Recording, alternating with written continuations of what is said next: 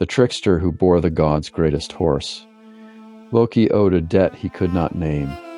A builder wagered to raise Asgard's walls in one season, bound to finish before summer's end. Loki promised payment for the craft. The stones stood half finished. The deadline moved. So Loki became a mare, her flanks gleaming, and fled into the forest. The builder's stallion chased her through the night, and the work fell behind. The builder cursed. His contract was void. The walls would never be complete. When the gods had their fortress, Loki emerged from the woods. She bore a foal, gray as iron, with 8 legs.